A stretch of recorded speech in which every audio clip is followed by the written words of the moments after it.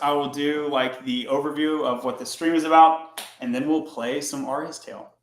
So, hey everyone, my name's John, and I'm going to be the game master or facilitator for today's session. We're playing Aria's Tale. This is session 24.4.28.1. Basically, it's April 28th. The goal is to do 40 or more turns in an hour or two. So we're going to be looking at like 2 to 3 minutes a turn. And the tools that we're going to use Opus, which is a large language model from Anthropic. We're going to use GPT-4. And we may use the Discord die roller. You can also roll die through Google. And then I have an asterisk on Decohere and the Google image generator because during the stream, I will not be creating images because in the past that's taken some time.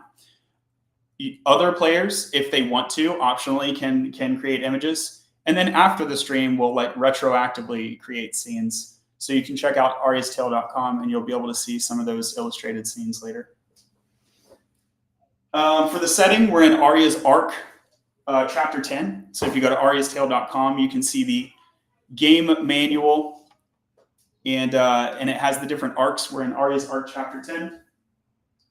And then for today's agenda, we're going to start with a recap of what's happened up till now.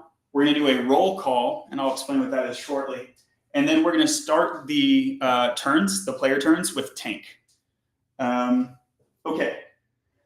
I think that's the high-level agenda, and then a reminder that the chat can influence the game world at any time by playing a move for a non-player character, or just like saying something that might influence an ongoing event. Feel free to drop a comment. So with that, let's start with, what is roll call? So roll call is, we're going to say like, who are the player characters today and who are the main characters in the story? And anyone can pick anyone. So up until now, Mike has been playing tank and Jesse has been playing Eidolon.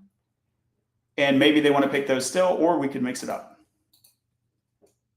Okay, great. So with that, I'm going to now share, instead of my whiteboard, I'm going to shift over and share my Claude AI.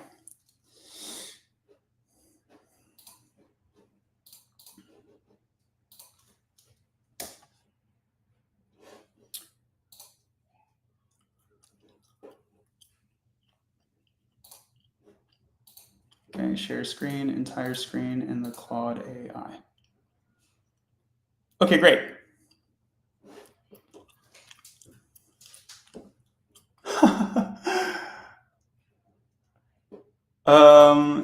Claude says, I do not feel comfortable role-playing the fictional game Aria's Tale as described. That's funny. It didn't do that yesterday when I pre-tested. I wonder if they shipped out a new model last night.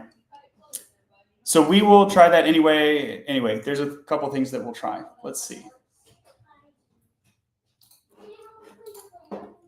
First, I'm going to try and give it the narrative instructions anyway.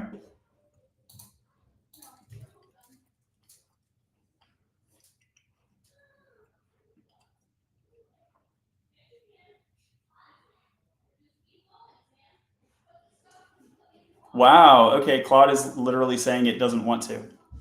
Let's go back to yesterday's.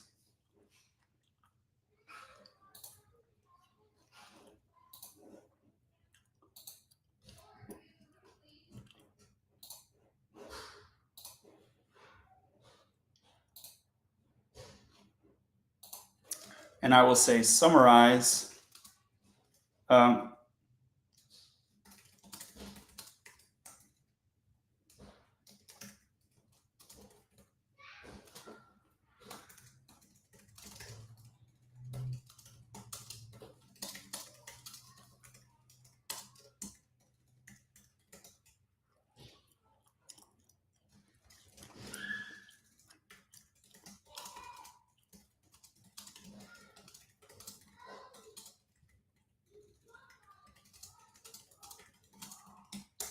Okay, so let's see if we can get the 10 chapter summary real quick.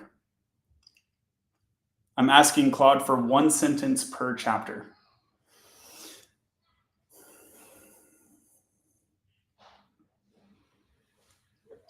Okay, so in chapter 1, a monstrous figure appears in the sky of Evergreen, trapping players in the game, challenging them to defeat the 100th floor boss.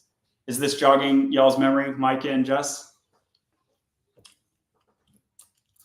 Cool. And then also hi to Ryan. Ryan's joining us today. That's a good question. Let's see if it remembers the squirrel or not, if the squirrel makes the summary. All right, chapter 2, various characters, including Eidolon, Aria, Tank. Eidolon, Aria, and Tank begin their journeys and encounters in the world of Evergreen. Chapter 3, the shield bearers, including Tank, prepare for battle and form an alliance with the Crimson Guard.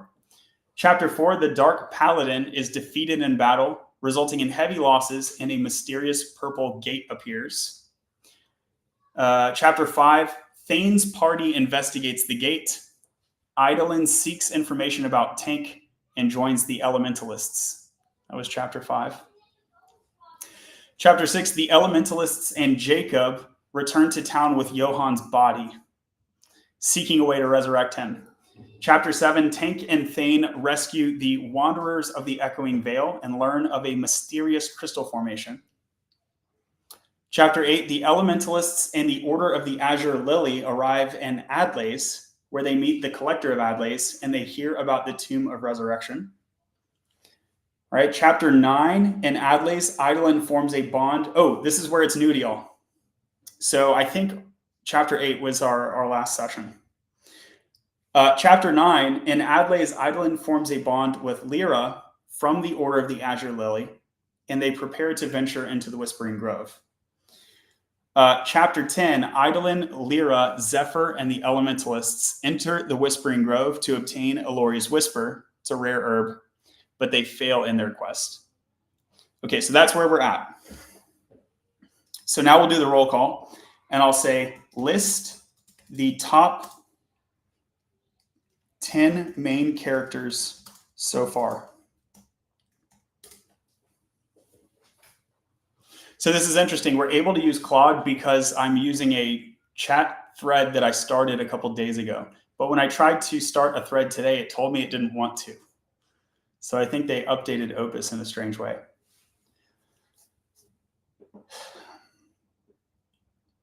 All right, in chat, remember that you can play any non-player character. Okay, so for the 10 main characters so far, we have Aria, Tank, Eidolon, Thane, Alara, Lyra, Gavriel, Zephyr, Johann, and Valor. Johann is dead, so I don't think you'll be playing him. Valor, I don't want you to play him. He has a special plot that I want you to figure out later instead of just knowing it magically because you decided to play him. So, who has the special plot? Valor. Valor was the Crimson Vanguard's third leader, the Paladin of Light, that he helped the shield bearers. He joined their formation and helped them defeat the Dark Paladin. Do you remember this? Because Mike rolled he rolled a nat 20 or something trying to get an assist, and it was okay, well, I guess there's a super awesome guy that's gonna help you.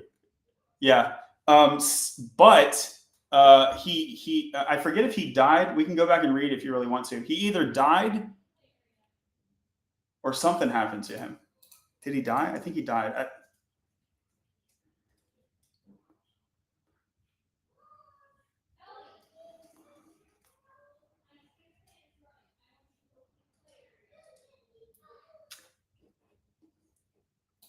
I'm pulling this back up quickly. Chapter 9 is called The Search for Valor. That's what it's called. But yeah, when did he disappear? Here, let me pull this on screen and we can go through the arc narrative. We'll just drill in or let me just ask Claude. What happened to Valor? What happened to Valor? This is what the LLM is supposed to be good at, right? It's supposed to be able to, Opus in particular, is supposed to be able to remember pretty far back. In chapter 9, it is mentioned that Valor has gone missing, and this prompts a search for him. Thane's party planned to search for Valor in the Whispering Woods. Oh, yeah, that's why you went to the woods, Mike. Isn't that right? So, like, why is Thane and Tankin?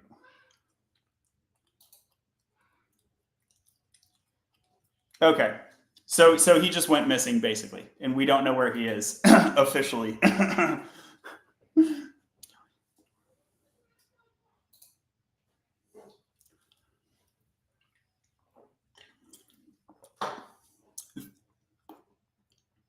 Yeah, that was a surprise to you.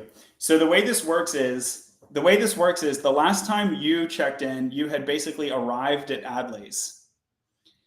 And the guy was like, "Hey, I need you to get this herb for me. It's called Aloria's Whisper," right? And that's where our last game session ended. But what had happened was I wanted to see if Claude the tool could work. So I picked it up and I was like, "What happens next?" And Claude said, "Well, they go to the forest, of course, right? That's the next thing to do." And I was like, "Well, what happens in the forest?" And that's where things got bad. um, so so you find we can recap that in a little more detail. Um, there's a guy called Zephyr from the Order of the Azure Lilies that goes with your party, and y'all are the ones that go into the grove. And basically, you make it to the heart of the grove where the Aloria's Whisper is, and a shadowy figure. Let's see. I'll just read this verbatim. Eidolon and his companions whirl around, their weapons at the ready. A massive shadowy figure materializes before them. Its form is indistinct and ever shifting, but its eyes burn malevolent, fiery red. The shadowy figure lunges forward, and basically, like, this guy kicked your ass. That's what happened. Because I rolled a 2. So I rolled for the party, and I rolled a 2. And so the shadowy figure like kicked you out of the forest and like vanished. So am I detecting that you want to play Eidolon? So if you play Eidolon, you will basically spawn back in the town of Adlace, but the difference is like you already went to the forest and you got kicked out. And so now you're back out. Okay. So these are the top 10, and we can't do Valor and we can't do Johan. So do you want to keep playing? Do you want to keep playing Eidolon? Okay. Okay, cool. Okay, that's true.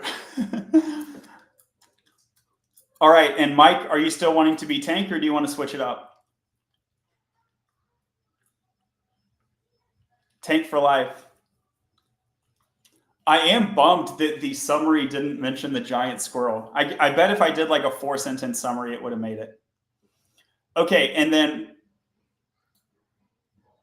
no, that you don't know the half of it, dude. If you roll the wrong way, you're gonna trigger an entire like side story about like squirrel civilization. um, okay, and welcome Ryan. Do you want to pick any of these characters, or would you like to stand by for maybe if someone else pops up? Okay, great. And then my son may or may not run in the office, and I've told him if he runs in, he has to play. Okay, so with that, we have Jesse playing as Eidolon, Mike playing as Tank, and Ryan is standing by. By the way, Ryan, as long as you're standing by, feel free to act as an audience member, and you can sort of influence events once each round or so, sort of like randomly throw something in if you want. So, Mike, let's go over and have you play your turn. So,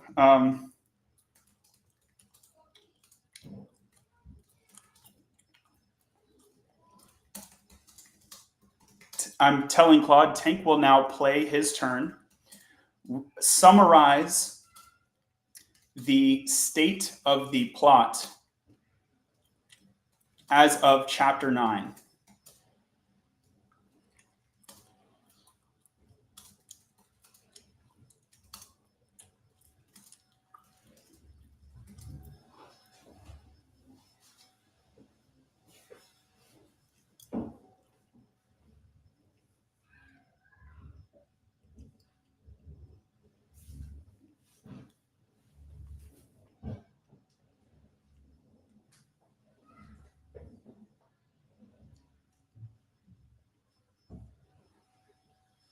it's not mentioning the bears. Let's see. Bear.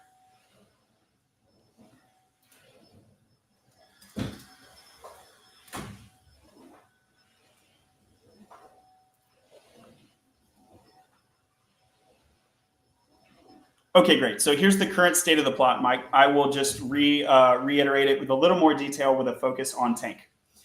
So Tank is the seasoned warrior. He joined the Crimson Vanguards after the Shield Bearers merged with them, right? You remember this?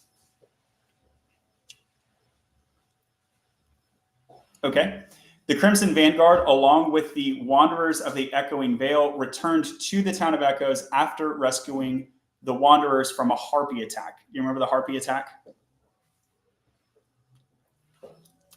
Throwback, right? Okay. Tank had some dreams. He had a dream that the mysterious gate appeared after the Dark Paladin fell, or Paladin. In the dream, a shadowy figure points to the heavens where a constellation forms an intricate symbol. The next morning, the Crimson Vanguard discovered that Valar's gone missing, and you kick off the search party. Tank, you are in Thane's party, and your group has headed to the Whispering Woods. And in the Whispering Woods, you heard some bears is like the most recent thing that happened, if I'm not mistaken. So let me read this. The journey through the Whispering Woods was marked by an eerie calm, the only disturbance being an altercation among the forest's ursine inhabitants, which is just bears. Thane, ever the strategist, opted for a detour, leading his party westward away from the bears' fray, bringing them to the shore of the Lake of Whispers. Okay, and that's where you're at currently. So you are along the eastern shore of the Lake of Whispers. If you head further east, you'll go back into the forest from whence you came.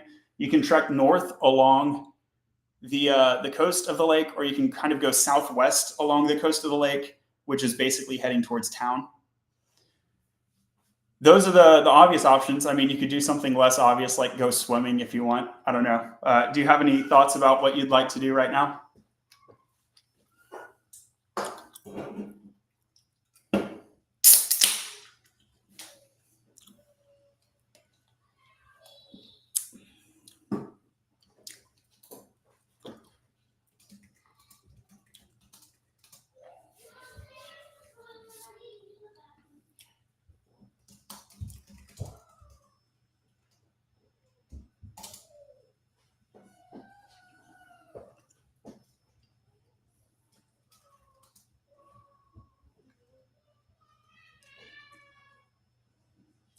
Okay.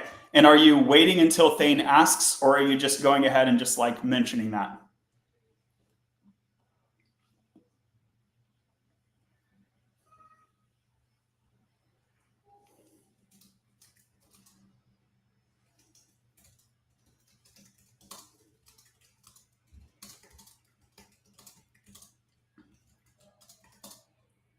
Okay, great. So I have once Thane's party breaks the forest line towards the shore of the lake, Tank inquires about next steps. Is that right?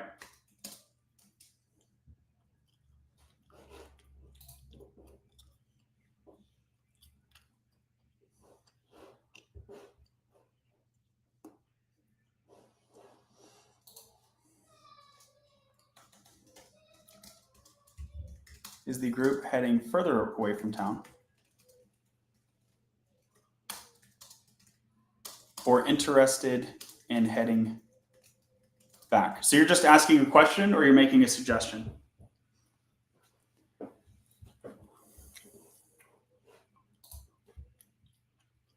Okay, great. Sounds good.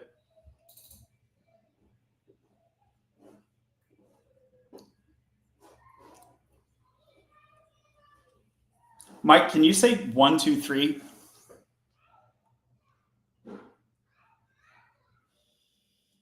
I'm not sure that your audio is getting to the stream. That's kind of a bummer. Oh well. Okay, so here's the result. As Tank and the rest of Thane's party emerge from Whispering Woods, they take a moment to gather their bearings and discuss the next move. Thane, his brow furrowed in thought, looks out over the serene waters of the lake. He weighs the options before them, considering the potential risk and rewards. We set out to find clues about Valor's disappearance, he says. While the unknown lands to the north may hold answers, we also can't ignore the value of returning to town and gathering more intelligence. He turns to the party and says, "What do y'all think?" The party members exchange glances, each considering the options. It looks like it's a mix. Ultimately, the decision rests with Thane as the party's leader. Tank and others wait his final call.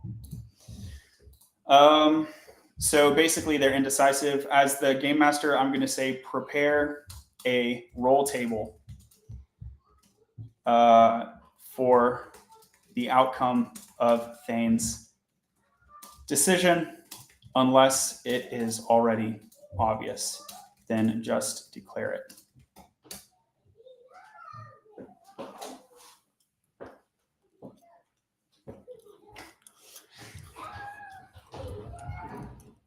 Okay, so there's a roll table, and the computer asked me to roll 1d20. The result is a 9. And that will do it for Mike's current turn. So we'll see the outcome here, and then we'll turn to the next group, which is going to be you, Jess, just a heads up. The die roll of a 9 follows within the range of 1 to 10, meaning that Thane decides the party should head back to the Town of Echoes. This is going to be embarrassing when he gets back to town, and Lysandra's like, "Why did y'all come back?" And he's like, "Well, I heard bears." I heard bears, so I was like, "We should go back." Okay, now let's focus on Jesse. Now let's focus on Eidolon's party. Given that the shadowy figure kicked or like teleported them out of the grove, what is the current state of affairs?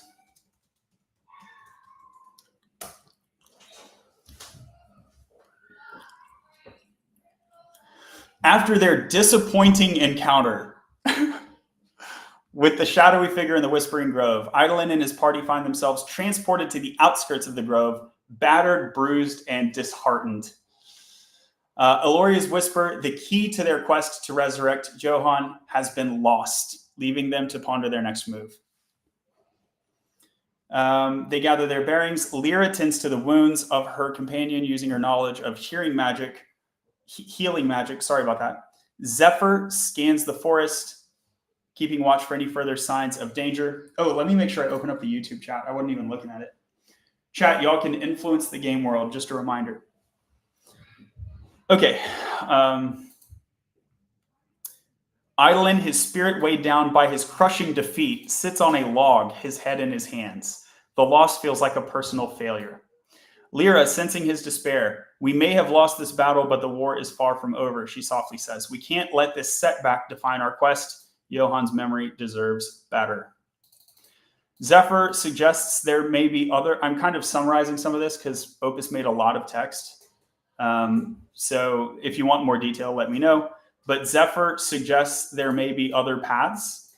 The elves of Adlaze are wise and knowledgeable. Perhaps they can offer guidance or suggest alternative methods. Eidolon says, "You're right, we can't give up." With renewed determination, they set off toward Adlaze. So basically, you go back to Adlaze. So now that you've arrived in the town, what would you like to do?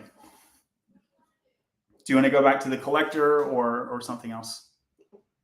You can also ask, if you're like not sure about options, maybe the move is like you can explore the town and like figure, like that's an option as well.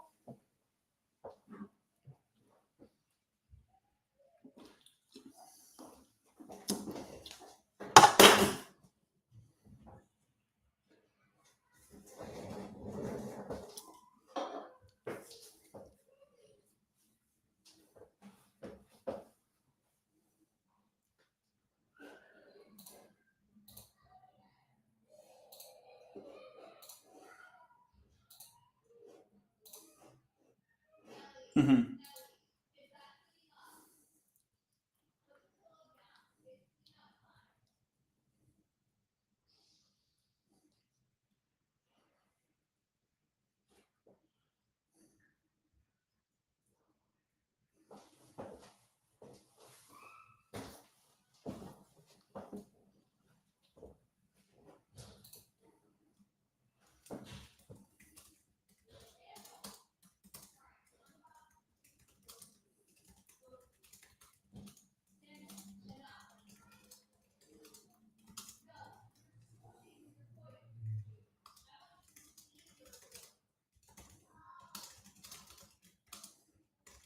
Oh, you're thinking this to yourself, but do you say anything based on it?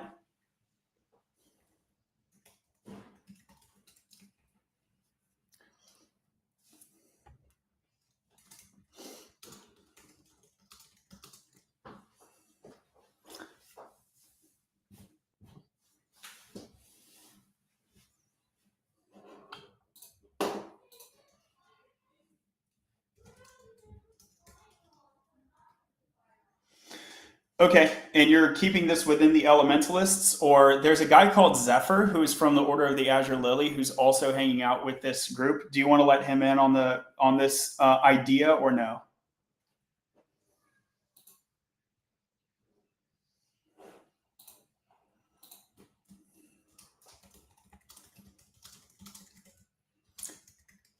Okay, among your party, right?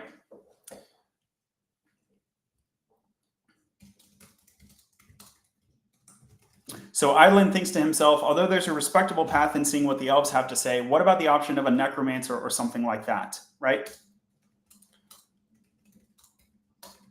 Eidolon makes this inquiry among everyone in the current party, in the current joint party of the elementalists and the order.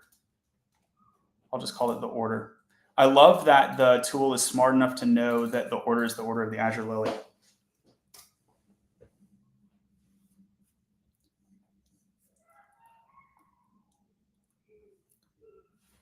Upon hearing the question, the group falls silent, considering the implications of seeking out a necromancer. The idea hangs heavy, a path fraught with moral ambiguity and potential danger. Lyra, her brow furrowed, speaks up and says, Eidolon, I understand your desperation to bring Johann back, but we must tread carefully. Necromancy is a dark and forbidden art, one that goes against the natural order of life and death. It could have unforeseen consequences. Zephyr nods in agreement. Oh, and remember, Jess, the Tomb of Resurrection, you can use it. Like, you can just use it, but it has unforeseen consequences itself. Aloria's Whisper was supposed to get rid of the bad consequences. So that is still an option if you want to go this route. And then there were options before, you may have forgotten, I'll just remind you. There were other options besides the elves. There was like the Obsidian Forest or something like that, right? Okay. So there are other options, like just reminding you about that if you want to think about those. Okay, so Lyra, her eyes filled with empathy, places a hand on Eidolon's arm. I hear you, Eidolon, and I won't pretend I have all the answers, but we must also consider the cost. The group falls into contemplative silence, each member grappling with the moral dilemma between them.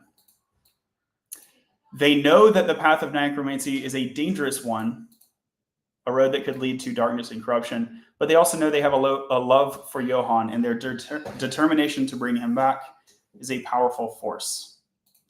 In the end, the decision falls to Eidolon. As the sun begins to set over the horizon, casting long shadows on the forest floor, Eidolon takes a deep breath and prepares to make the most difficult decision of his life. Okay, here's GPT being dramatic. So basically, they're saying they'll do whatever you say. So you want to go ahead and make that decision, and that will wrap up the current turn. I mean, before you decide, well, yeah. So what do you want to do now? This will be we'll wrap up your turn this way.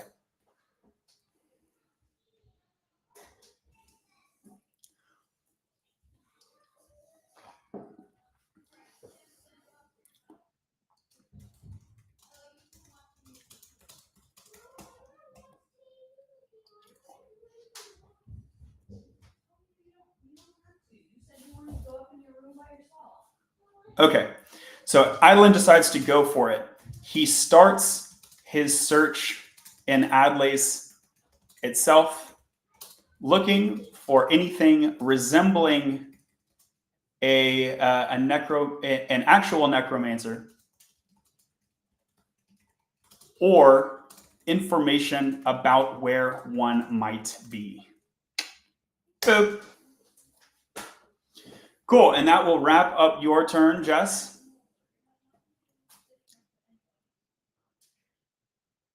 Yeah, and first I'm going to read what Opus is saying here. Opus is giving us like 5 more messages, and then we'll be at our message limit, so we'll have to go over to ChatGPT.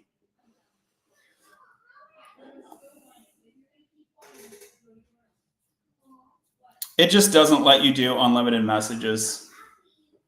Like whenever I talk to this thing, there's a limit for, so I think it's like every 3 hours you get 10 messages or something.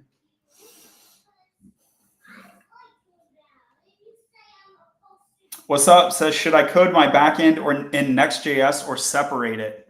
That's like totally depends on what you're doing, but that's also not on topic for the current stream where we're doing a TTRPG gaming stream. Okay, Eidolon's group decides to pursue the path of necromancy. It sends a ripple of unease through the group, but they respect leadership they respect his leadership, Eidolon's leadership, and his unwavering commitment to save Johann. With heavy hearts and a sense of trepidation, they begin searching within the elven village. Eidolon starts discreetly inquiring. At first, efforts yield little results. The elves of this village are peaceful and harmonious. The very idea is taboo among them. But as they delve deeper into the village's underbelly, they begin to hear whispers of a reclusive figure known only as the Whisperer, rumored to dwell in the darkest reaches of the nearby forest. The Whisperer is said to possess knowledge of the forbidden arts, including the secrets of life and death. Okay, so basically it's like, they're like, yeah, if you go back to the forest, there's like a necromancer there. Or at least there's a whisperer there who has knowledge of forbidden arts.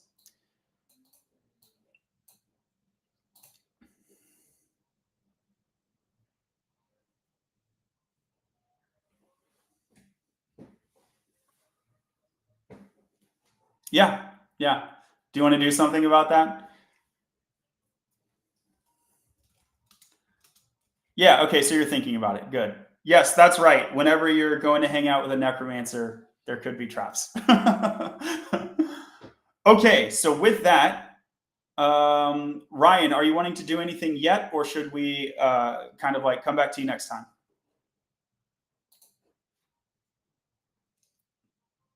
Okay, great. So Mike took his turn and Jesse took her turn. So Aria will take a turn.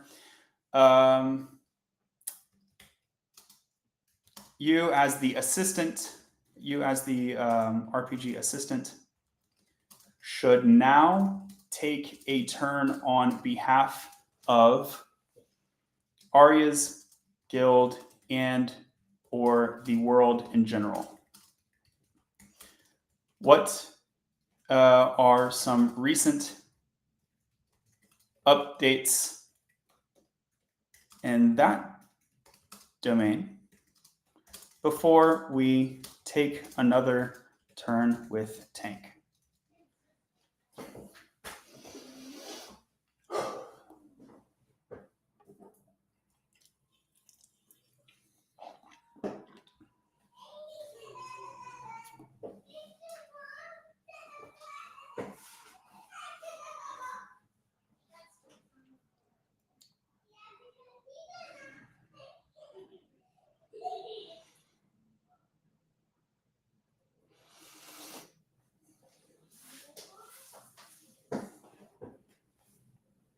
In the days following Elric's departure to the Elven lands and Lena's journey to seek out the oracles. Okay, by the way, so Aria's guild is like back at the town. You remember the town of Echoes? So Aria's guild is kind of running the place. They're the biggest guild in town. And Aria sent someone called Elric. Basically, Aria is sending out people to try to gather information. So Aria sent someone called Elric to the Elven lands to try to get information about either where is the second floor boss, what is their location or identity, or how can we escape the world if there's an option besides going to find the second floor boss. And Lena is doing a similar thing, but Lena is going to chat with an oracle. Lena is trying to find an oracle.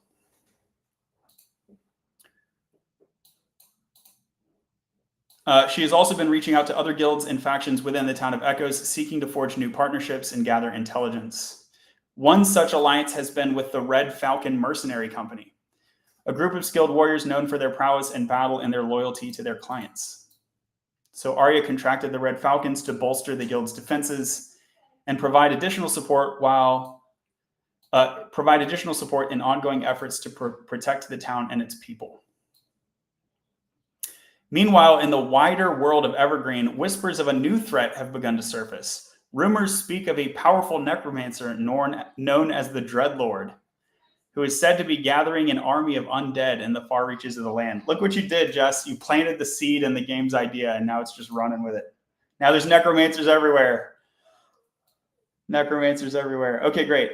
Some say the Dreadlord seeks to overthrow the existing power structures of Evergreen, while others believe he is merely a pawn in a larger game. As rumors spread, a sense of unease. Yeah, I mean, understandably, a sense of unease, right? In addition, the world of Evergreen itself seems to be shifting and changing in strange and unpredictable ways. In the far north, the eternal ice of the frozen wastes has begun to crack and melt. Yo, there's something. Okay. Releasing ancient creatures? Bro, what is this? Aliens versus Predators, and they're like coming out of the... Okay. Like, I don't have popcorn or anything, dude. In the east, the great desert known as the Scorched Expanse has begun to expand, swallowing up once fertile land.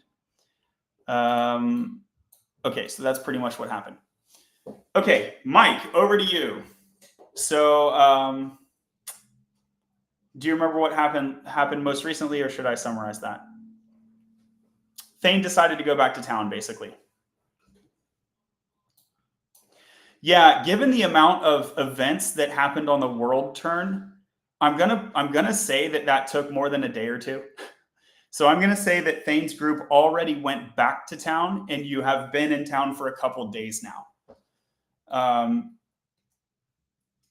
Let's see.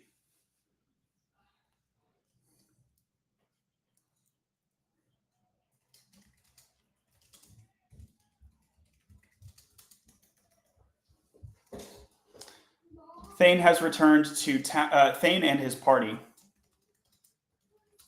have returned to town a day, or let's say a day. Let's say 2 days ago.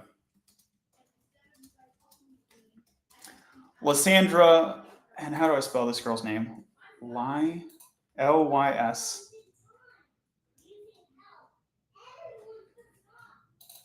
Okay.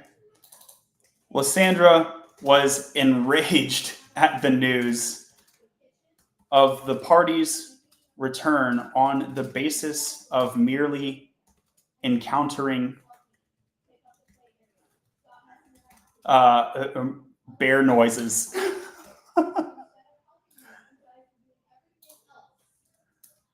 And what is your note, Mike?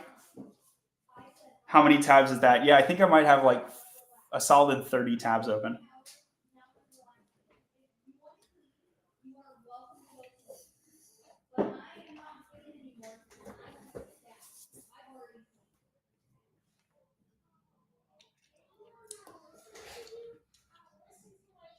Okay. Tank wonders, and so you're asking specifically about Valor, is that right?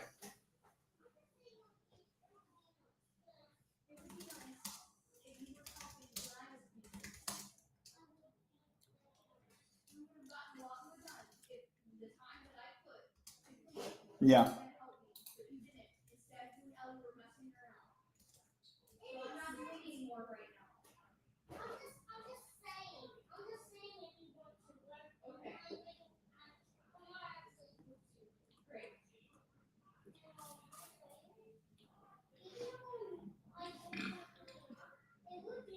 They heard tell of Valor head. So I'm going back to chapter 9 and I'm referencing. They heard tell of Valor heading toward the heart of the Forest of Echoes, possibly with others. Lysandra, determined and focused, gathered half of the guild to search that area.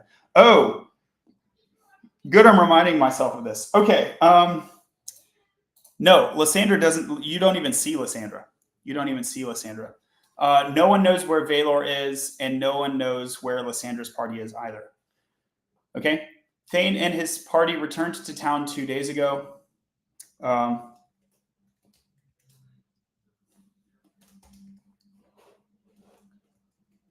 Did that answer your question? So what do you think about that?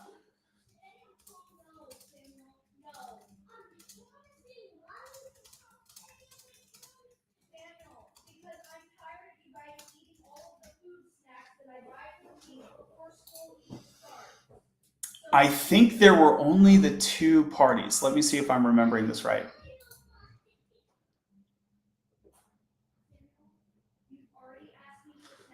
Okay, so I'm bringing chapter 9 back on screen. Whoa, there's some lag or something?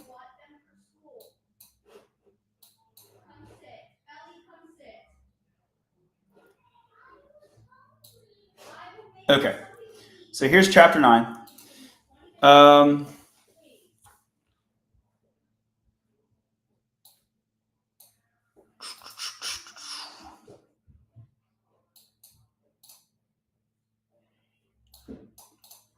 Valor is gone. Lysandra, second in the Council of 3, announced, clearly upset. She continued, we'll dispatch 2 search parties immediately, one led by myself and one led by Thane. So there only were 2 search parties, Mike. So basically, no one in the Crimson, what are they called? Crimson Guard. There's no one in the Crimson Guard in the town except for Thane's party right now.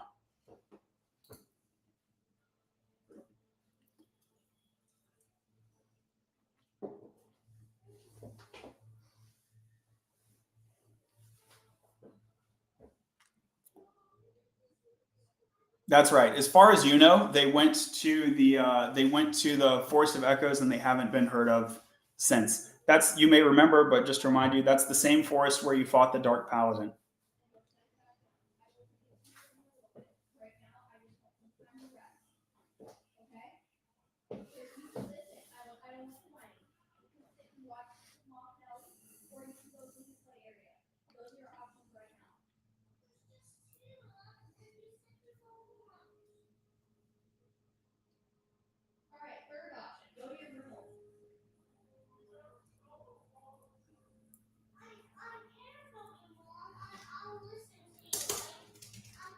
Okay, so Tank approaches Thane and says,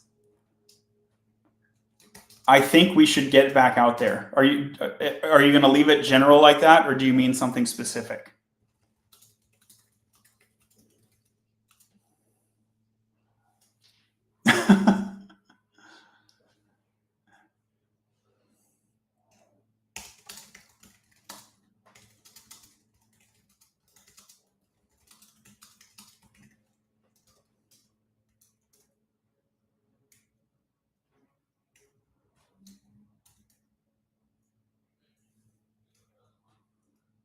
Okay.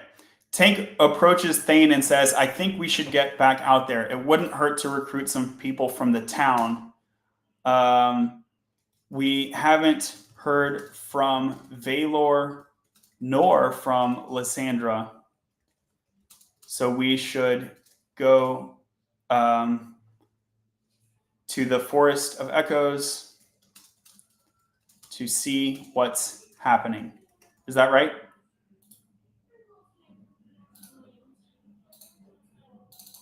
Okay. Should I roll for you, or can you roll?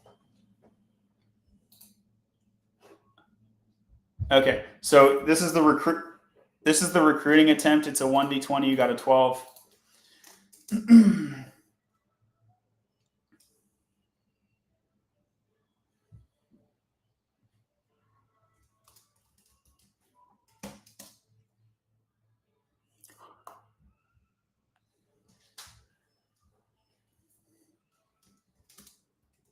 Yeah, instructions unclear. Sorry, I already rolled.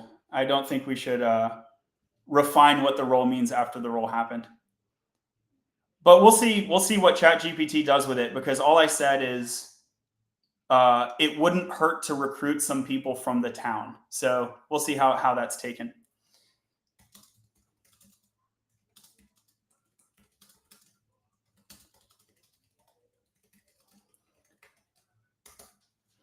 Um,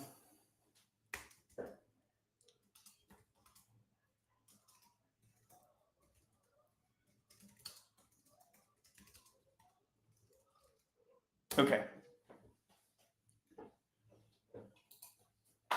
Thane listens intently to Tank's suggestion, his brow furrowed in contemplation. The absence of Valor and Lysandra's party weighs heavily on his mind. He knows every moment of the day could be a moment too late. He nods in agreement. Thane turns to Tank. You're right, my friend. We cannot afford to sit idle while our comrades are out there possibly in danger. We must take action. Your idea to recruit is a good one.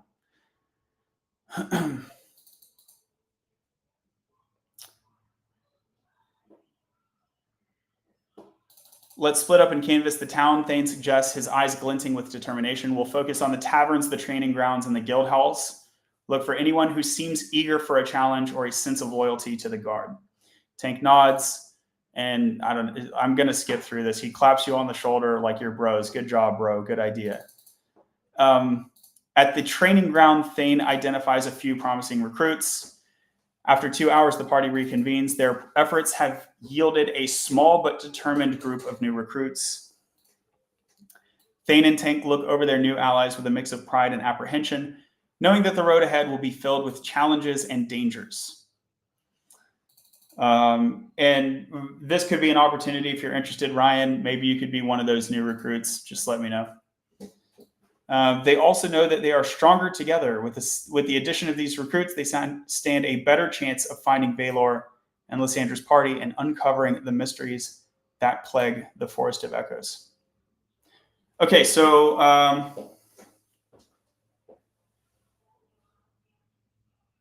yeah, let's let that wrap your turn. Basically, after that happens, the party goes to the forest and finds the purple gate. Are you going to go in the purple gate, Mike?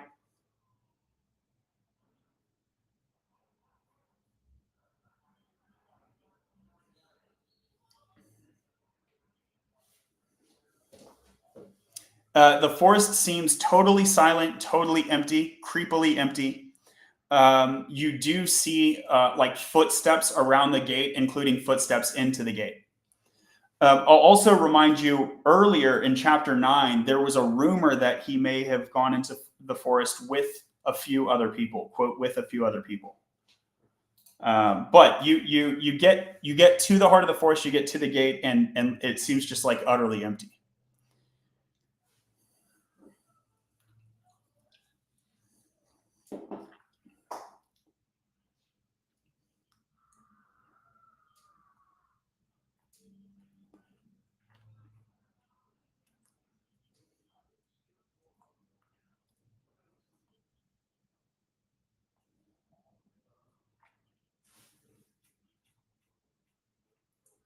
Okay, cool. All right, let's pick that up on your next turn.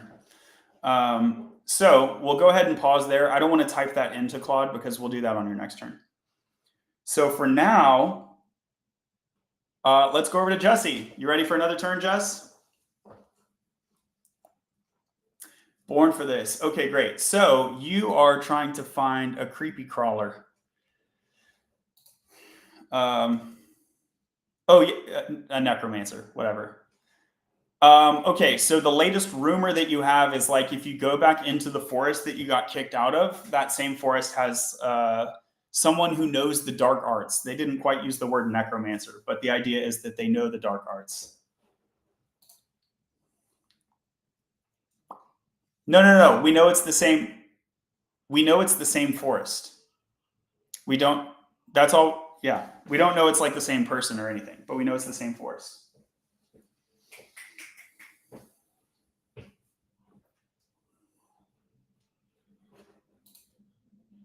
Let me double check on that. So the question, I don't. I wish I did. I didn't have any caffeine today or yesterday. All I have is sparkling water. I even told Tina, I was like, I'm doing a RPG session later. Can we get some snacks and stuff? She did get snacks, but they were caffeinated. So like, and I was like, I'm trying to do a caffeine cleanse. Anyway, communication failed. It's all good. Okay, so in the time, I'm going back to, I guess this is way back to chapter 3. Eidolon seeks information. They defeat the robbers. Let me pull this on the screen so the W's in the chat can see. By the way, throw a like on the video if you're enjoying it. That'll help the algorithm send it around. And remember that the chat can influence the game world. So if you see something happen and you're like, hey, I want to do a thing, do your thing.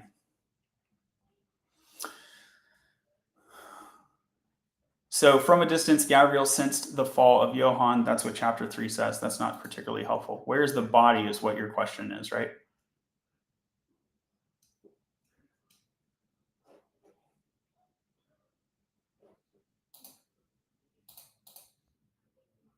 Town of Echoes with the torn body of Johann. So it was at the Town of Echoes. Hear rumors of a possible resurrection for Johann. In their quest to resurrect Johann, the Elementus or of Azure Park, seek the elusive tomb of resurrection. Okay, according to the official narrative, it doesn't say.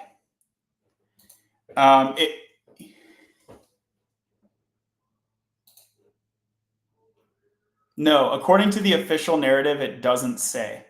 It kind of seems like you definitely brought the body back to the Town of Echoes, and then where did it go from there? It doesn't say.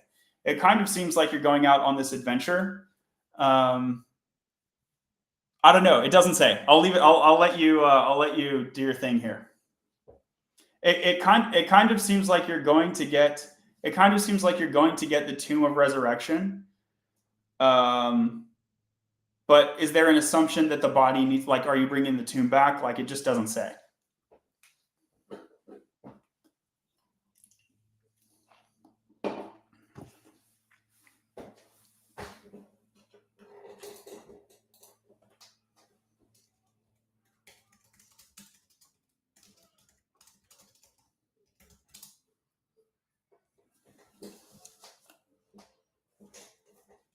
Okay, so you have your elementalist party. They're all chill. No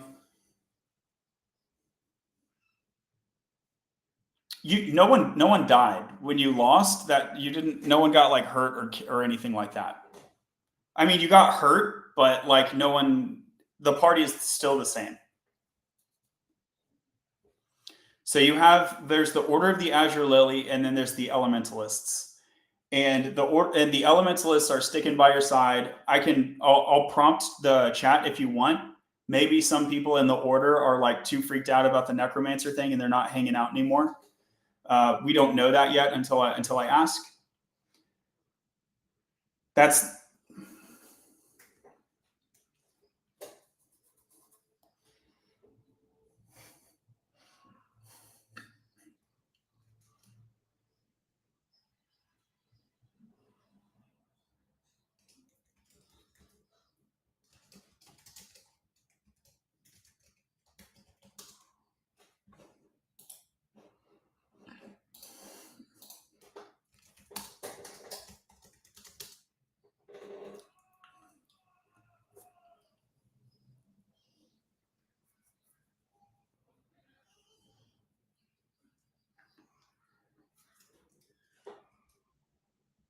okay.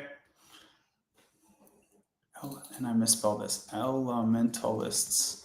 The Elementalists are.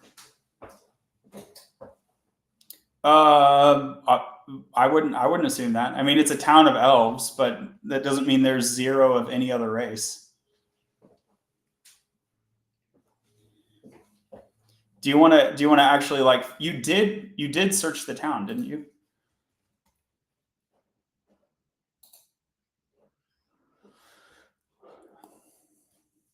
Yeah, you did.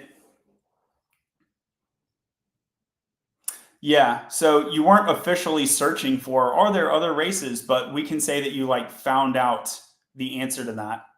Does that matter to your question of recruiting? Okay, so the elementalists are willing to join Eidolon in their return to the grove, seeking the seeking this. What language did it use?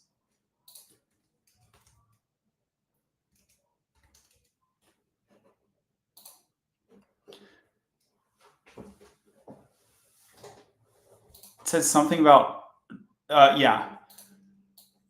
The elves are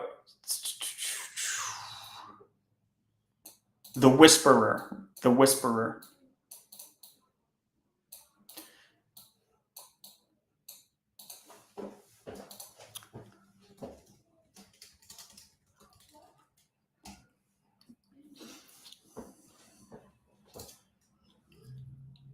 What are your ideas? Like, so hold on. Let me write down what I've got so far, and you can like, I'll double check with you before I submit it. Okay. The elementalists are willing to join Eidolon in their return to the grove, seeking the whisperer. Eidolon attempts to recruit anyone interested in finding the whisperer. Is that right? Okay. From the town of Adlace.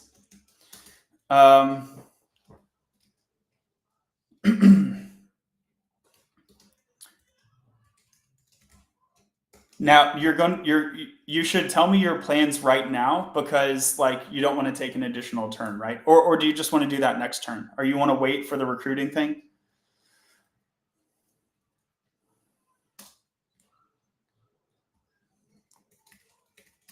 Okay.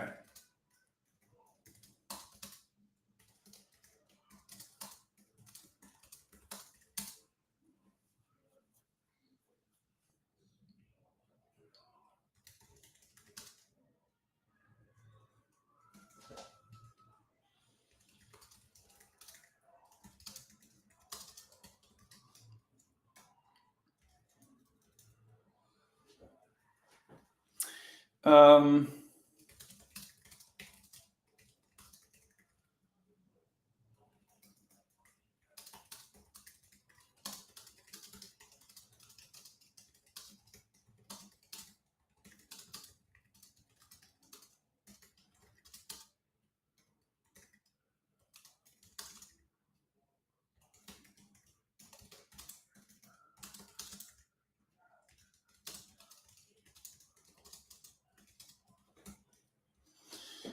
Boop. Okay, let's see what happens.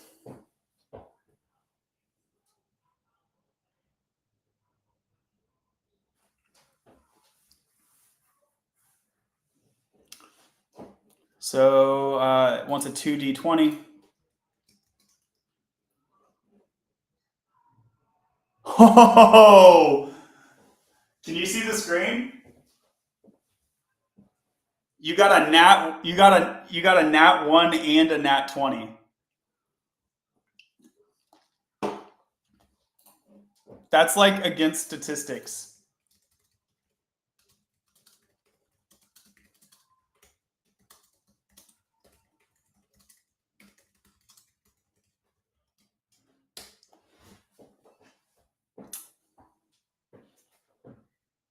The robot says, "Whoa, those rolls are quite extreme."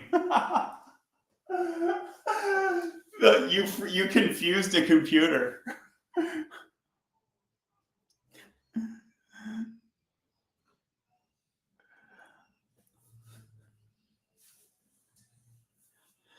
Okay, Eidolon's attempt to recruit is met with complete failure. They're like, "No, dude." They're like, "What are you talking about?" They throw rocks at him for asking. No, that's my embellishment, but um, how however, in a surprising turn of events, the Order unanimously decides to join. The Order of the Azure Lily. Yeah, they unanimously decide to join.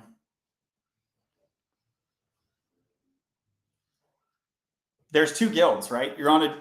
Both guilds are on a joint mission. Do you remember this?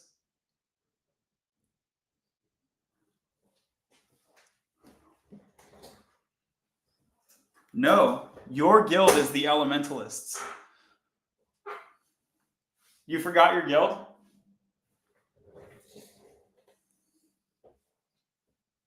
Okay.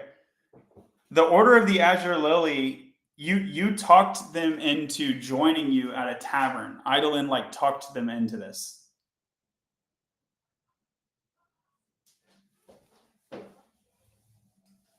Yeah, Lyra and Zephyr are both in the order.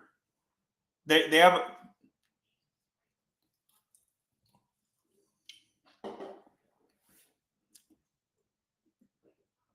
Yeah.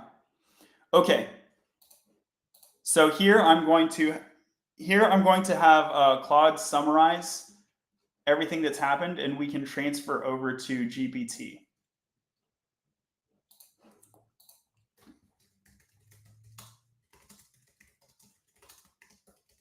Summarize the events after chapter 9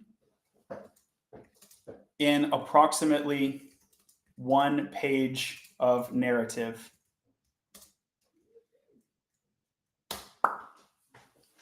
What do you mean?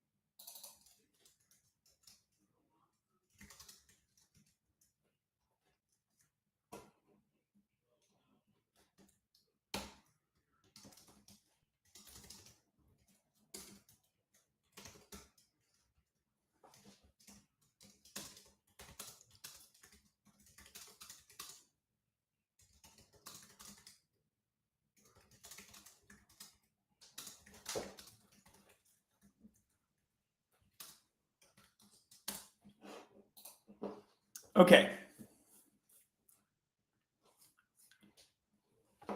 As these various groups set out on their back in the town of Echoes, Tank approached Thane, a proposal to venture into the forests of Echoes to search for Valor. Successful recruiting effort. As these various groups set out on their respective missions, the world of Evergreen continued to shift and change around them. Strange and troubling events such as the melting with the new alliances forged and old bonds tested, the sage would step for a battle that would determine the fate of Evergreen. It left out the bit about. Okay, that's fine. I can add that too.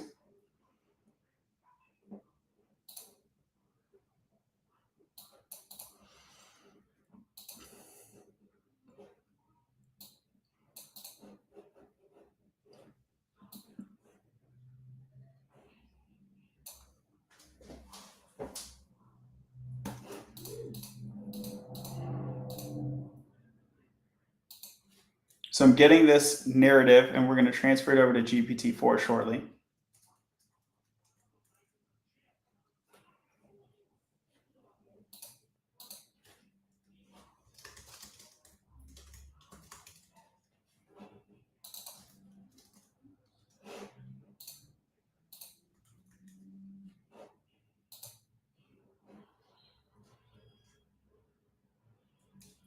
Good. Okay.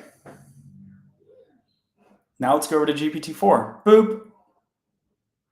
Where you at? Where you at? Closing this.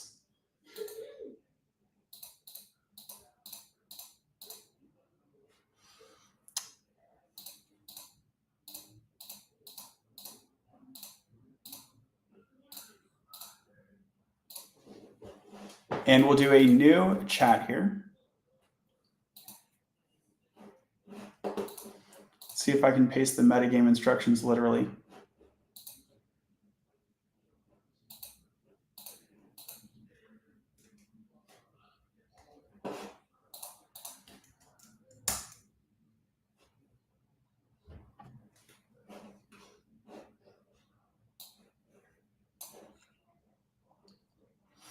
ChatGPT says, so I put the metagame information. It says, it looks like you've provided comprehensive instructions for a background. Great. And so now I'll do the narrative information.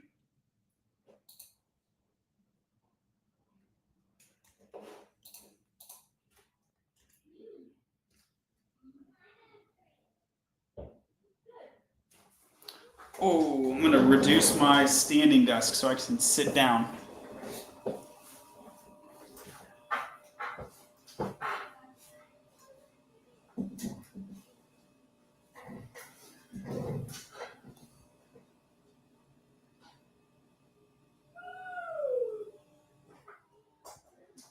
Okay, so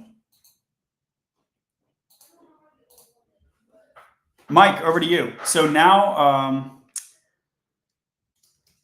Thane's group enters the Forest of Echoes and proceeds to the Purple Gate. The forest is eerily silent, with no indication of present occupation, although footprints lead into the gate. Tank carves an insignia of the guild of the Crimson Guard onto a nearby tree, noticing similar carvings on other trees before joining the group on their way into the gate. Does that seem fair, Mike?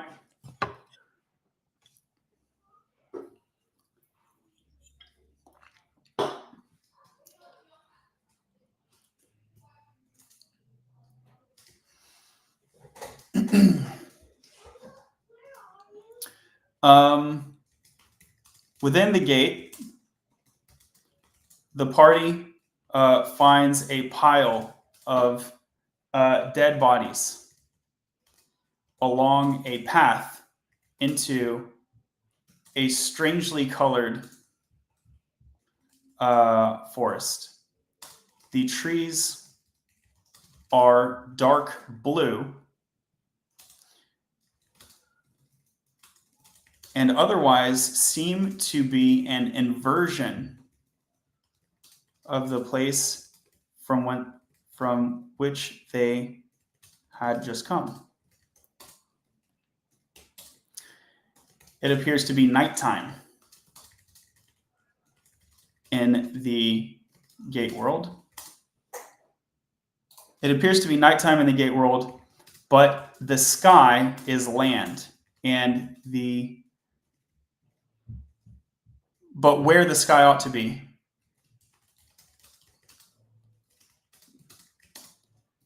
instead there is land facing downwards.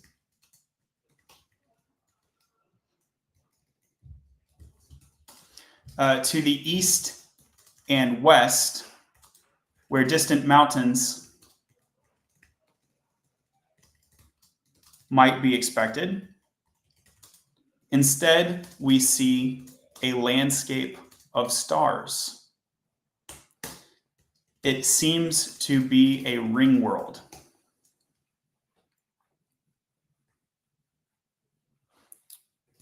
A thunderbolt flashes nearby, seemingly a magical bolt rather than a thing of rather than a natural rainstorm.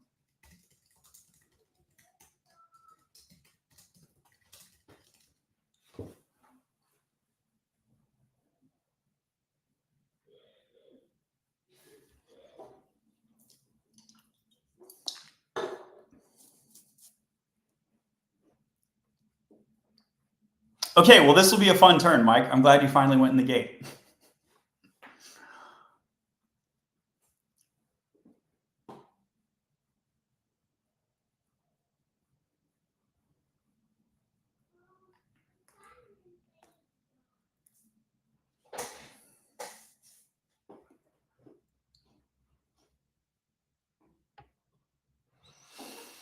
So let's read what happened. So here's the recap of the prompt. You may have seen it. I don't know if you're able to see the stream or if you're just like talking on a phone.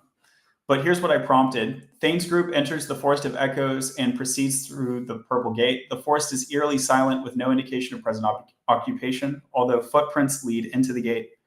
Tank carves an insignia of the Crimson Guard onto a nearby tree, noticing similar carvings on other trees before joining the group on their way into the gate. Within the gate, the party finds a pile of dead bodies along the path into a strangely colored forest. The trees are dark blue and otherwise seem to be an inversion of the place from which they come. Did that make sense, the whole ring world thing?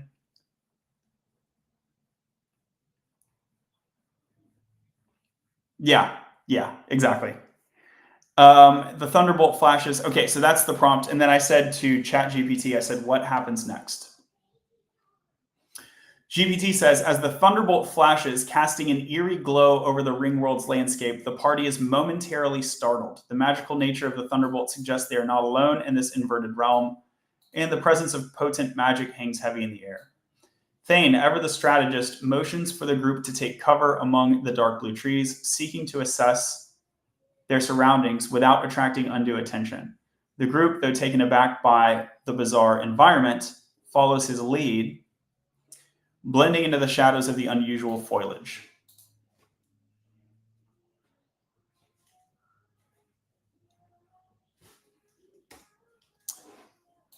As they regroup under the cover of the trees, Tank says, this place is like nothing I've ever seen. Keep your eyes peeled for any movement. His hand rests on the hilt of his weapon.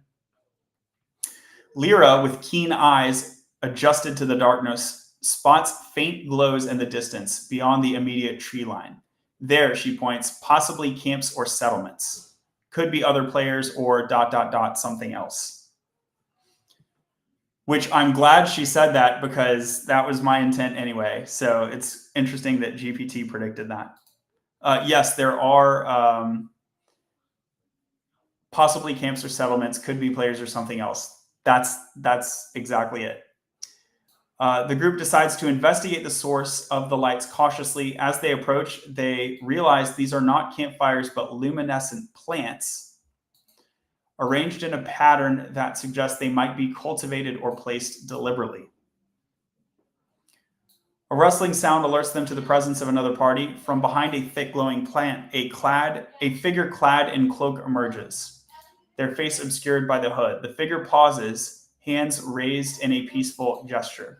Travelers, the voice is so soft but carries through the silence of the forest. You are far from the familiar paths. The party is on edge, but listens as the figure continues. I am Alarin, a guardian of this realm. You've entered through the Purple Gate. Few find their way here by accident. Alarin explains that this world is known as the Mirror Veil, a parallel dimension created by ancient magic to serve as a sanctuary and a prison. Okay, this is so crazy how well it's predicting the plot here. Great, love it. The dead bodies they passed were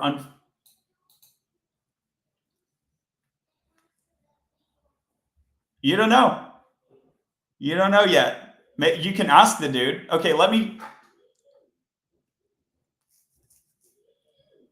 Aria is seeking information about the identity or location of the second floor boss. So Aria.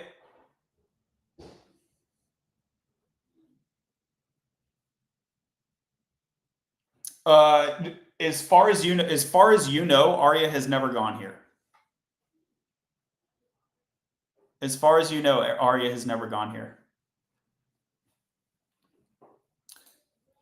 Okay. Okay. So this is the Mirror Veil. He said the thunderbolt you saw was a warning and defense mechanism against unauthorized intruders, but it seems you are not mere invaders. Come, let us speak more safely away from the open paths. I can offer guidance and perhaps assistance in your quest, he says. So he leads them to a hidden enclave, skillfully camouflaged within the landscape. This place mirrors the real world, but inverts it. As you've seen with the sky and the land, it exists in balance with the outer world, and disturbances in one can affect the other. Alarian then inquires about their purpose in the Mirror Veil, listening intently as they share their stories and missions. Sensing their genuine need to return to their world and continue their quest, he offers to help them navigate the challenges of the Mirror Veil. This seems like a super nice guy, right? Wow, how lucky. You just ran into the nicest guy, Mike. To leave this place, you must reach the celestial altar located at the heart of the veil. There, the sky touches the ground and a portal can take you back. But be warned, the path is guarded by creatures twisted by the magic that suffuses this land and by the trials of the veil itself.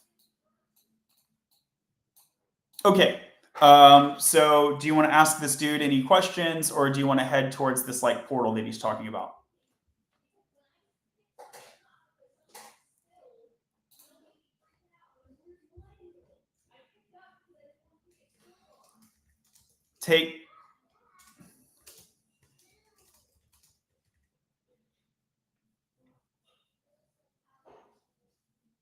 You seem to recognize a couple of them. You couldn't put a name on them. Maybe some of your teammates would know names, but none of them were obviously Lysandra or Valor.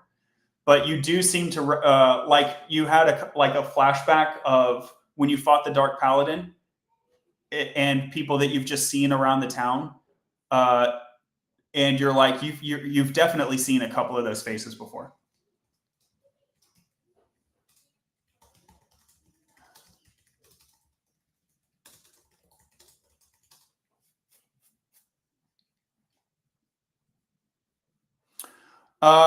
We'll roll to see if you recognize any of your guild members. There definitely could have been one of your guild members.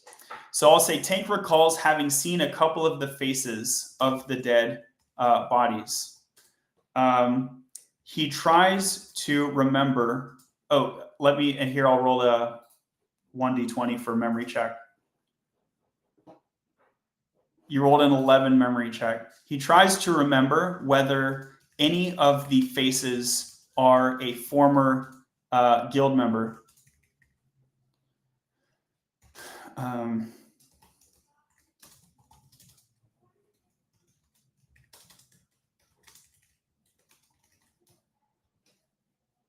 Okay. So there's that. And then Tank speaks up. Have you seen a paladin called Valor, or the leader of the Crimson Guard called Lysandra? Is this your question, or did you want to reword that?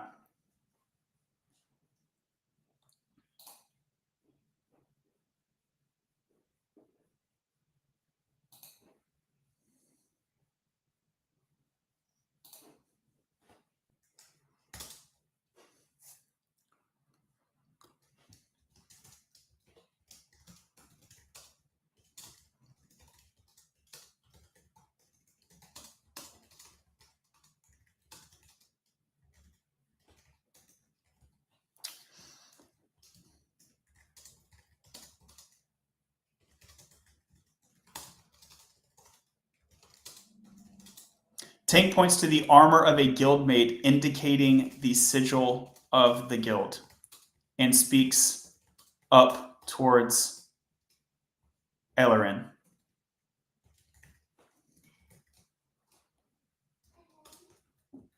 Is that good?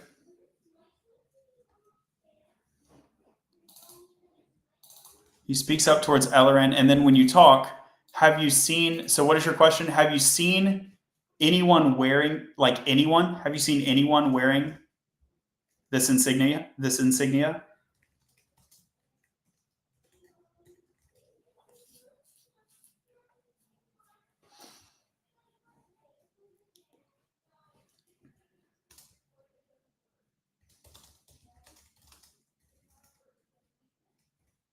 We seek in particular one going by the name Valor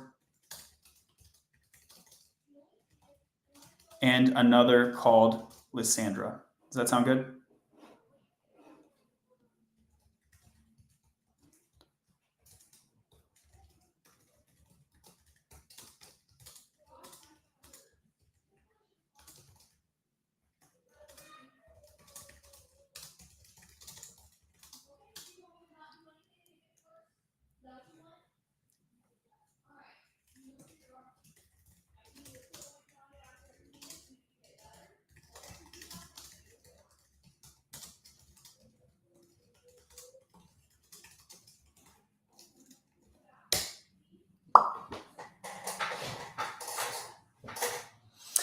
Okay, Alarian listens intently to Tank's inquiry, his expression somber as he examines the sigil Tank points out on the armor. Yes, I have indeed seen individuals wearing this insignia, he responds, his voice tinged with concern.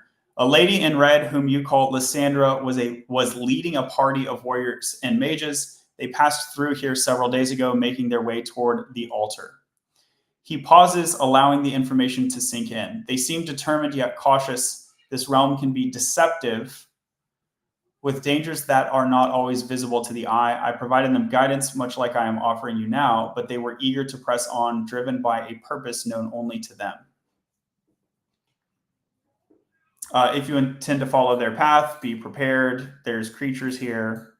Since you're pursuing your comrades, time is of the essence. I can guide you along a less treacherous route, one that might offer you a swifter passage to the altar. However, even this path has its perils. Tank, reassured by the recognition, nods in agreement. We appreciate your help. Lead the way, and we will handle whatever challenges we might face. Ellerin nods in understanding, signaling for the group to gather their gear. Very well, follow me closely and keep your senses sharp. The veil does not take kindly to intruders. Okay, with that, Ellerin leads the way, weaving through darkly luminescent flora and past the ethereal landscapes that make up the mirror veil. As they move, the bond within the group strengthens, each member ready to defend not just themselves, but each other. They are united by a common purpose, to reach the altar, find their comrades, and return to their own world. All right, sounds good?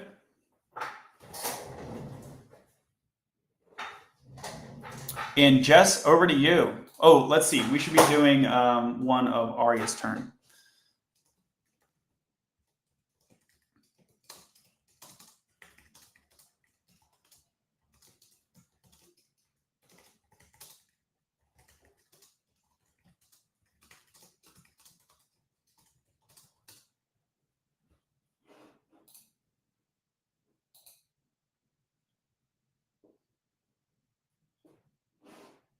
Okay, cool. I think we'll do one more turn today. Does that sound good? Because we're at the hour and a half mark, I think. Yeah, just about hour and a half.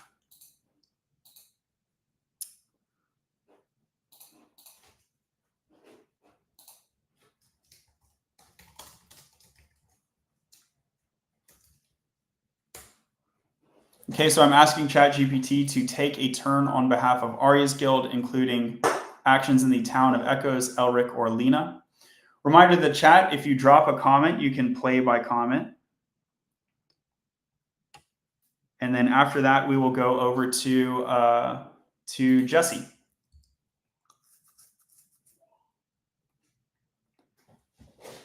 Back in the town of Echoes under Aria's leadership, the guild is bustling with activity. Aria has dispatched Elric to the Elven lands, and Lena has been sent to seek an oracle.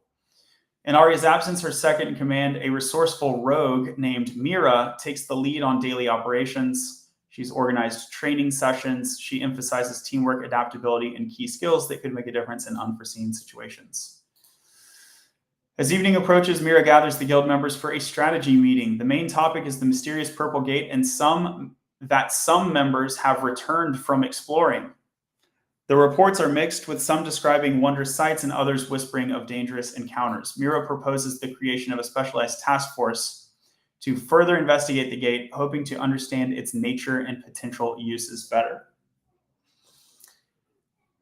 Elric's journey to the Elven lands is swift, aided by his knowledge of the terrain and ability to communicate with nature. Upon arriving, he's greeted by the Elven Council, wise beings who have observed changes in Evergreen with deep concern. Lena's quest to find an oracle takes her through winding paths and secluded villages where whispers of the oracle's wisdom are spoken with a mixture of reverence and fear. She finally finds the oracle in a hidden grove, bathed in the light of the full moon. The oracle hints at a powerful ally who will emerge from the shadows to aid the guild in its darkest hour. That's cool. All right, so over to you, Jess. So do you remember what happened recently, or do you want to recap? What are your thoughts?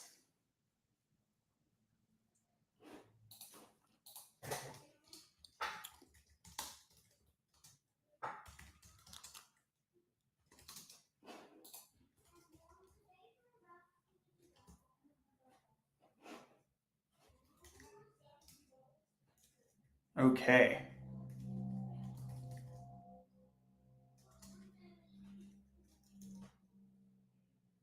Are you able to roll, Jess? Can you do a 2d20, please? Eidolon's group enters the Whispering Grove once more, this time with a focus on finding the 3d20. Finding the Whisperer.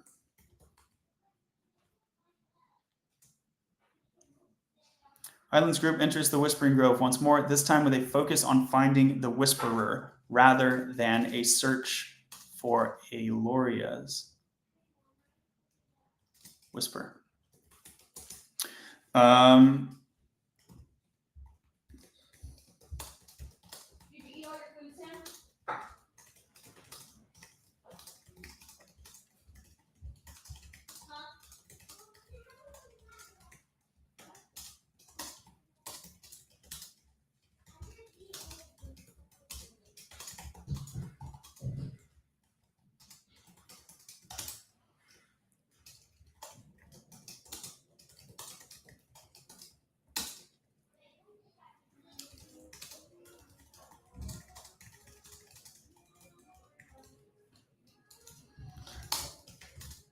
You rolled 7, 8, 13.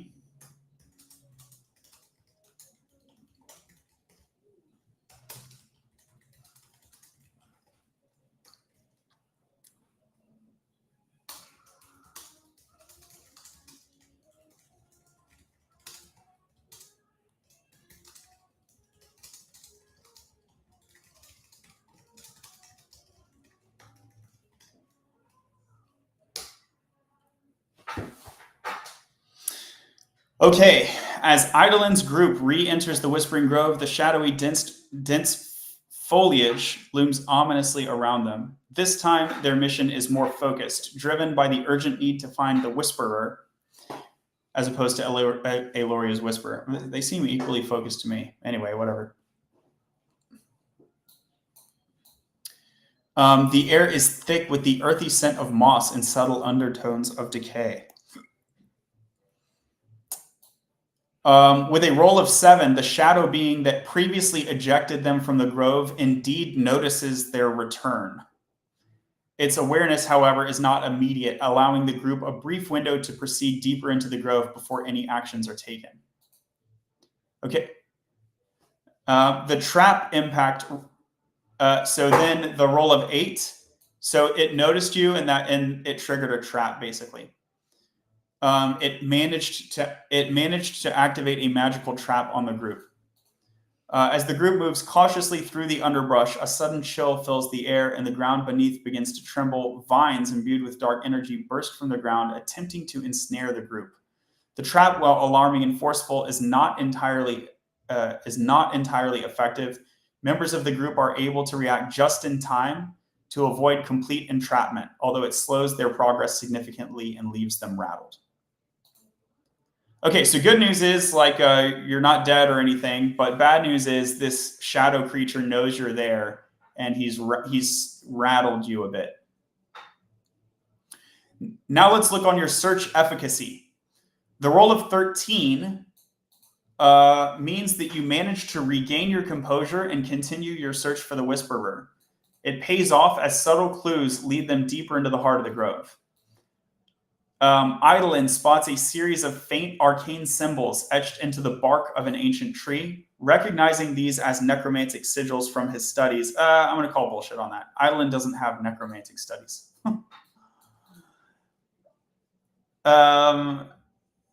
Let's just say that he's suspicious that it's like it looks sus. Hold on, who in the party? Yeah, members of the party could know this, but not Eidolon. I'll let it go. Members of your party would know it, but not Eidolon specifically. Because you have the elementalists who are studied mages, so they would know. In the center of the clearing, a cloaked figure. Oh, let's see. Recognizing the sigils, he follows a trail which leads to a secluded clearing, obscured by hanging moss and shadow. In the center of the clearing, a cloaked figure stands over an altar made from stone, surrounded by flickering candles that emit a ghostly light. The figure is engrossed in a ritual, speaking in low, urgent tones. As the group approaches, the figure pauses and turns, revealing a face shrouded in mystery and age, eyes glowing with a faint, unnatural light. Eidolon steps forward, explaining their dire need to resurrect their friend and the journey they have taken. After a moment of silence, he nods slowly. Resurrection is no small matter, and the path you seek is fraught with peril. However, your determination speaks volumes. I will help you, but know this: what is brought back may not return the same. With that, the Whisperer agrees to guide them in the arts of necromancy, starting with the necessary preparations and warnings about the risks involved. He outlines the components needed for a resurrection ritual and the precise alignment of celestial bodies that would be needed to enhance their chances of success. Okay, I'm going to ask for a technical readout on this character. And then, Ryan, would you want to play a turn or two for this character?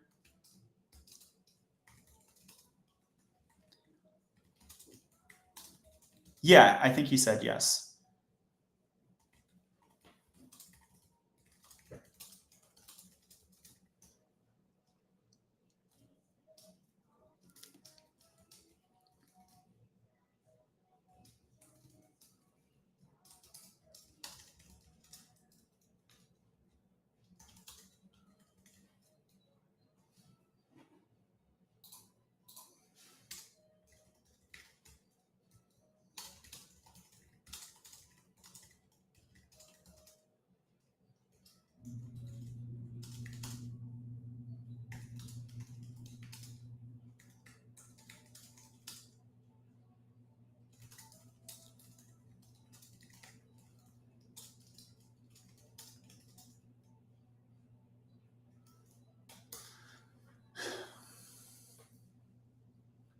This is a bit of a needle in a haystack test because we will see if it's able to print the technical stat sheet that Aria's Tale expects in the metagame, which it looks like it's not doing. So the technical JSON, oh, I didn't use the word JSON. That could be on me.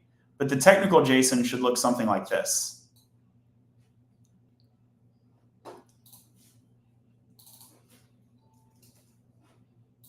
I'll use the word JSON and see if that fixes it. Oh, it has all the stuff that should be there. It has items and abilities and everything. So maybe it has it. It's just not writing it as a JSON file. Okay, Ryan, your name is Malthus, also known as the Whisperer. You are an infamous necromancer. You are a human. You're level 17, which means you could probably single-handedly crush the entire party if you wanted to. I think Eidolon's party, they're mostly around level 5, although there's a large number of them. So I don't know. That could be a fun fight if you want to pick it. In terms of background, You were once a scholar at the Arcane Academy in Eastgate. Okay, shout out to ChatGPT for remembering that Eastgate exists. Eastgate is a human. Eastgate is a human kingdom on the other side. So if you can picture a mental map, the town of Echoes is like a small town. It's like very small. In the Forest of Echoes, the forest is predominantly elven. So right now, Jesse is near Adlace, which is like a moderately sized elven town. But it's this huge foresty region that's called the Forest of Echoes. Outside of the Forest of Echoes, to the east of it, along the coast, is a human, it's like a very large urban kingdom, basically, and it's called Eastgate. So you can think of your classic with castles and everything. It's not a small town. It's very, very. It's like a human stronghold. Okay, so you used to be chilling at the Arcane Academy, where you excelled at the study of life and death. However, your obsession of unlocking the secrets of resurrection and defying the natural order led to your expulsion. Okay, Malthus then eventually traveled across Evergreen, gathering rare tomes and forbidden knowledge, eventually settling in the Whispering Grove, where he felt the energies were conducive? Is that a word? I would have thought conductive, but there's no T. Conducive to his experiments. Okay, here's your stats. Looks like you're high in intelligence, but not very fast, basically. Abilities. So you have some abilities. If you're interested, you can do a soul. Yeah, I guess they're worth mentioning because if you wanted to pull some tricks, this would be crazy. So you can do soulbind if you want. You can also do spirit call, which is kind of like summoning an elemental, except it's going to be a shade spirit instead of an elemental. You can drain life force, so like kind of like a vampire move. Veil of shadows, like causing blindness, and then you can call resurrect apparently. And that doesn't look like a necromantic resuscitation. That looks like the real deal, like light magic resurrect. You have a staff of the forgotten, which enhances necromancy. You have a cloak that provides some camouflage, and then you have a ring of the grave, which absorbs health. Okay, the shadow being that kicked out the team and then set an ambush for them. What's your relation to the shadow being? Let's see. Malthus has a complex relationship with the shadow being that guards the Whispering Grove. The being is a manifestation of the dark grove, or the grove's dark energies. It was originally summoned by Malthus to serve as a guardian of his domain. While he maintains control over the being, its actions are influenced by the grove's own corrupt energies, making it somewhat unpredictable. Malthus uses the shadow being to deter unwelcome visitors, but he does not always control its actions, which can lead to unintended consequences. Okay, so it's kind of like you summoned this thing and then it slightly went rogue, basically. All right, and then more on your backstory, according to ChatGPT. You're currently in a state of cautious openness to Eidolon's group, driven by curiosity and your interest in seeing the outcomes of your darker arts when applied by others. So you actually want to teach one of them, it seems.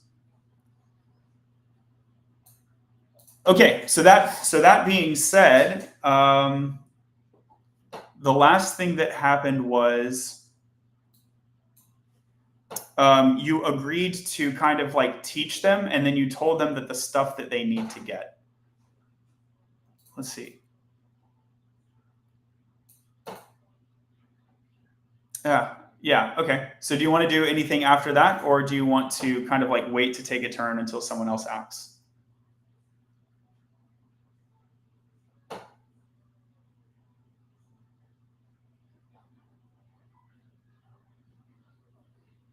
Sure. Yeah. Okay. Well, y'all can just discuss that yourselves. I can prompt it if you want, but you can just ask Jesse, unless you wanted to ask other people in the team, perhaps.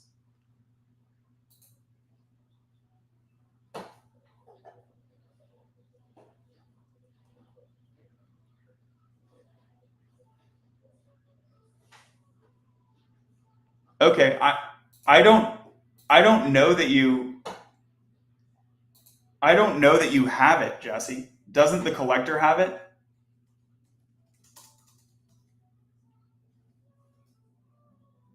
Islands and his companions seek the tomb of resurrection. No, you went to find the collector of Adlays because the collector of Adlays has the tomb. Now, you asked him if you could use it.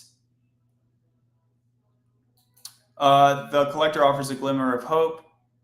A local elven healer might aid in resurrection with the tome's assistance. He wants Aloria's whisper. So what was supposed to happen if everything went well, which it didn't. But if everything went well, you would have brought Aloria's whisper to the healer, and the healer would have been able to use the tome to get the resurrection without the negative effects.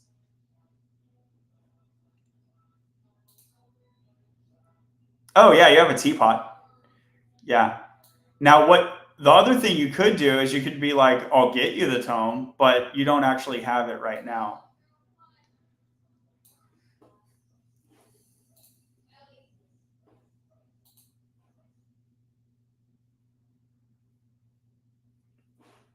Oh, do you know about the teapot, Ryan? Maybe we should explain that. Let's say a sentence or two about that.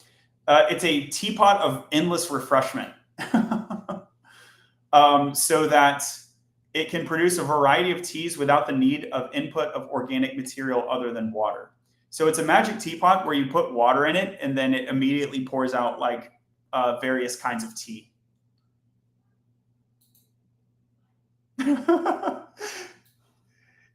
Yeah, so Eidolon's like, I don't have a tomb of resurrection, but I have a cool teapot.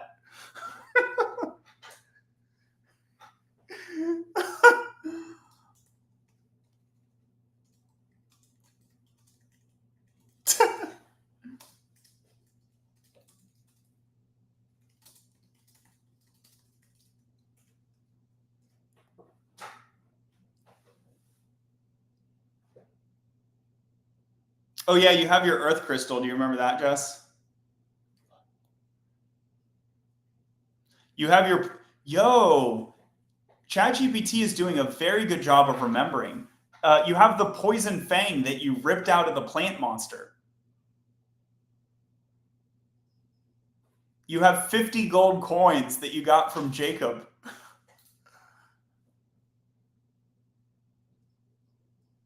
Yeah, you're seeing it, right? Okay. So, do you just kind of show all of this shit to Malthus, and you're like, do you want like any of this? Like, okay. Malthus is like, dude, this shit is whack. No, I'm just kidding.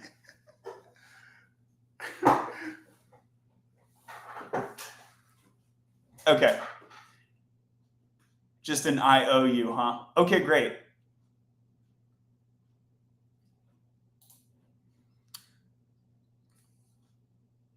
Yeah, you got it. I am so happily surprised at how well ChatGPT remembered, because that was like way earlier, like chapters ago, right? Oh, you had flint and steel this whole time. That's cool. Okay, let's head over to Mike for your last turn for today. Okay. No, I think he was gonna wait until you take a turn. So Jess, do you want to if Mike dropped, do you want to take your last turn and then we'll give Ryan a turn and that'll be a wrap?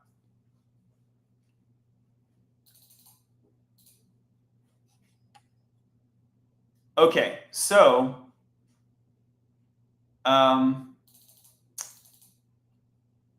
starting with the necessary preparations and warnings about the risk involved, he outlines the components needed for the resurrection ritual and the precise alignment of the celestial bodies. So are you trying to do this? You want to go get the material and stuff?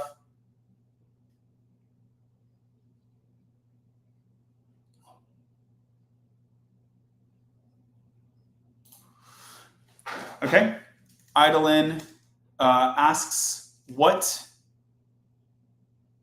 materials are specifically needed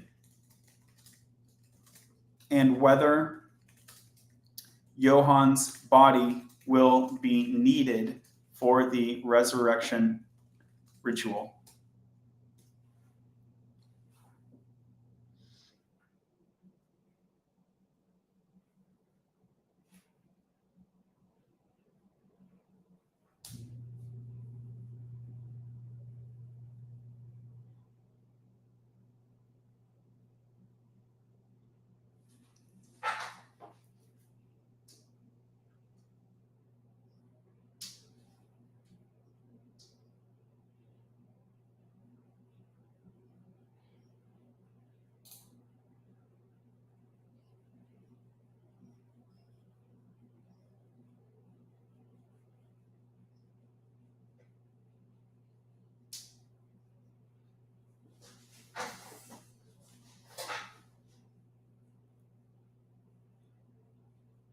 Okay. All right. So, to it, like the nightshade is there in the forest, and then your own blood, you can do that whenever you want. So, the three that are going to be more interesting to find are the ashes, the moonwell water, and the silver cord.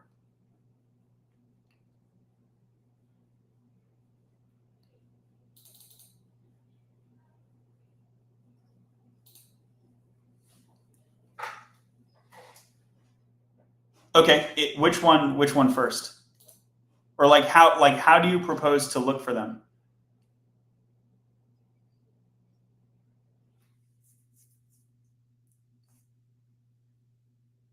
A site that is okay. So a site that is spiritually or magically significant, such as an ancient burial ground or ruins of old temples. Um, he hasn't told you yet. You're going to need to ask. So, do you want to just ask then? Yeah. Um, Eidolon states, I believe this forest has nightshade, and I can offer my blood at the time necessary. Where would I find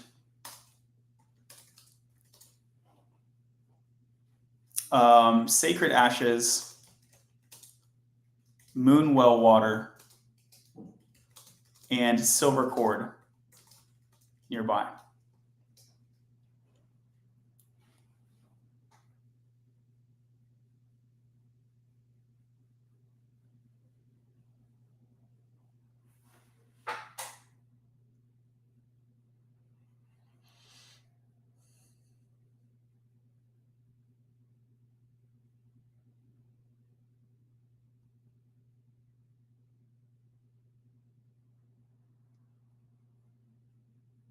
Oh, dang. Not gonna lie, this feels like the start of a whole other episode, doesn't it?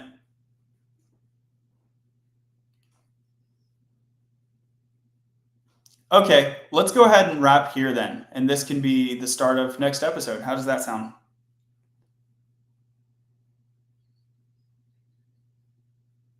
I will basically, let's see. I'll try to send it to you. And even if I cannot send it to you, I will still be able to put it on the website within like a few days.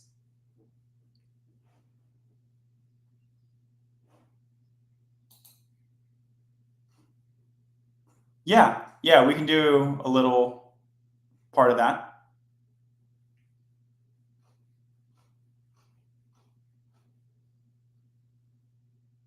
Okay.